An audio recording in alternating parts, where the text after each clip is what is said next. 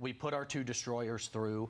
Minesweeping operations are ongoing. What President Trump has done is taken that leverage, taken Iran trying to hold the entire world's economies hostage, Minesweeping operation is ongoing in Ukraine. has taken that off the table now with this action. So you have a ceasefire that goes for another week. We'll play it day by day and see how it goes. Right now, we want to look at sweeping the strait. Let's how see. you look for mines, how you find them. If the mines are even there. Remember what the Iranians said, okay? They said this is the hazardous area. Yes, this is the hazardous area. The Iranians said they put mine right here. Okay. That's where the mines are out there. And they told all these international carriers, look out. But the U.S. has yet to find any. And we don't even know if what the Iranians are Yes, saying we have not found any of the mines till now. It's been 3-4 days. are true. In the meantime, this is the international route that The you white have. one. The white Into the one. Persian Gulf and out of the Persian Gulf. This is Oman, that's United Arab Emirates, this is Iran. In this video, how US ships detect and destroy a sea mine. Over here. The Iranians want you to go this way, Red closer one. to their land, between their islands to get Yes. in, and this way to get out. So they can fine us. Yes, every ship $2 million. And that way they could find some money, they can cash that in and make sure that these international carriers pay the Iranians. Right now, the U.S. military, the Navy, is trying to starve them. What would the Iranians do? This is a possibility now. Yes, let's see the types of mine. Mine types, if indeed they exist in the ocean today. You got a floating mine out there. It floats in the sea just like that. You've got moored mines Moored that are on mines. the bottom of the ocean. Yes. And shallow water like the Persian Gulf. This would be a Yes, if ships goes through it and touches it, boom. very good tool. You've got what's known as a Limpet limpet mine mines. that can attach itself to the Yes. side of a vessel. It can be very lethal if they go off. And you have seabed mines Yes, here seabed. on the ocean floor as well. Yes, it checks the floor waves. Yes.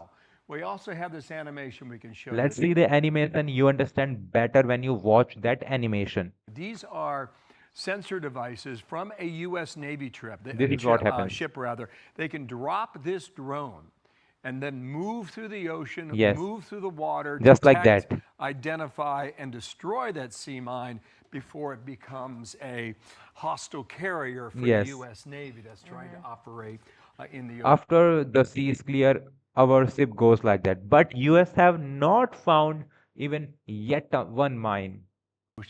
open ocean. But to date, I want to emphasize, there has been no example just yet of any ship being hit or any mine being found. No. But the ships have to have insurance in order to go through, and the insurers don't feel confident. Maybe they will get more so as our troops are there checking it out, and if they feel confident there's not there. Absolutely. But if you're Absolutely. talking about millions of dollars in cargo and you have an insurance situation, that is the problem. Let's get much more on this with retired Lieutenant General Keith Kellogg. He's a former special envoy to Ukraine and co-chair of the America First Policy Institute's America Security Initiative. Wanted to play this, or to show you this, two things. Here's the Wall Street Journal editorial board saying, Well. US blockade boosts economic pressure on Iran. 90% of anything that economically happens in Iran are in the seas are at the blank right now because US blockade is there. that the blockade is a crisis for Iran. The economic damage is immediate and threatens the regime if it lasts. And here is Mr. Maleki. He is from FDD. Watch here. Okay.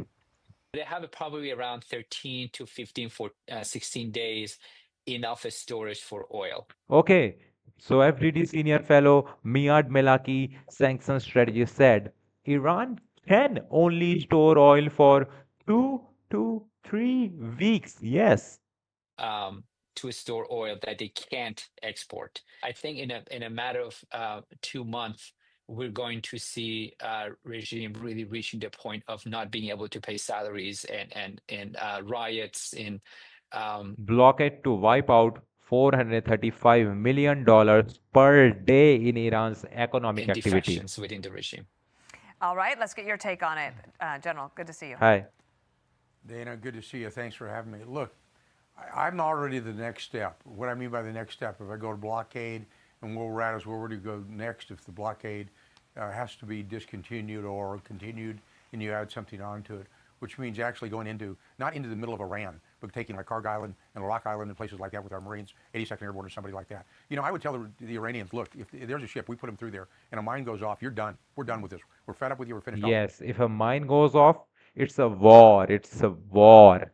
The concern I've got is we're negotiating still with an autocratic, theocratic government. When you look at people like their foreign minister, Arachi, these are hardcore revolutionary guards. And it's the younger crew that's come on board. They're still there. They've still been indoctrinated for over 40 plus years of hating America. And that hasn't changed. So you're dealing with maybe some regime adjustments, but not regime change out there. And I think we need to take that into consideration. Yes, we killed 40 of their top leadership in Iran, and it's just adjustment, not a regime change. Consideration is we just said we're tired of you guys. We're done with it. We're going to change the dynamics of the Middle East for the next 30 or 40 years. We can sweep the Gulf right now with the minesweepers coming in. There's 4 of them in Japan. Bring them down. The LCS, the destroyers, as we've shown, which Bill showed in a great animation there. But there's always a chance it won't happen. You know, in the Army, you've got to, when you lay a minefield, you have to record that minefield. Yes, Lieutenant General Kellogg, the retired former special envoy to Ukraine, he also been U.S. blockade boost economic pressure on Iran. When you do with the Navy in the sea, we don't know what's out there. And I bet you they're not disciplined enough True, to figure out where true. those mines are. So we don't know. We don't know really. Mines out there? Yep, probably it's going to happen. Okay, so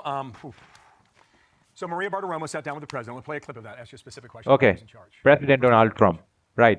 It's a new regime, okay? And we find them pretty reasonable, to be honest with you. By comparison, pretty reasonable. I have talks with everybody, but it's very effective. I think you're going to have a great deal. I'm doing a great job for the country and for the world. So now the Wall Street Journal says Iran's regime has changed for the worse. Damn, Iran's regime has changed for the worse. Israeli attack fast-tracked the ascent of hardliners and apocalyptic religious followers, raising doubts about a lasting peace. There were reports over the weekend out of Islamabad that those who actually went to these talks from Iran did not even have the authority to make a decision or sign off on any deal. Oh, damn. Who are those Iranian officials that came to Islamabad, Pakistan then?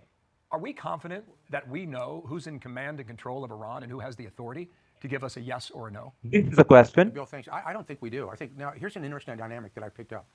Just Okay. over the last 2 days, you've seen President Pezeshkian actually start to make some comments. In the past, the president of Iran was like a nobody. He really didn't do anything. And Okay, President of Iran was nobody back then, but right now he got some powers and he's the statement. We went with the hardliners, the Revolutionary Guards, but the ones that they sent there were like Arachi, who's their foreign minister. He's a hardliner, and when he wrote the book on negotiations, and give our president, President Trump, full credit, he has done something that no other president has done, and he's changing the dynamics of the Middle East for centuries. And I I'd like to see the job get finished and just get them out of there, not a regime adjustment, but you get like a regime change. But you're starting to see signs of that. When you see Pezeshkian start to make comments, Arachi not maybe being able to make a decision. This is what it is. Iran's regime has changed for the worse, dude. This is happening, something. Khamenei is really, he hasn't come out, the supreme leader, and the Revolutionary Guard reports to the supreme leader. You know, there's two organizations out there that have military power. They're actually army, which is different than the Revolutionary Guards and the Bajis, those are the thugs in the streets out there. You know, the Iranians have killed more people right now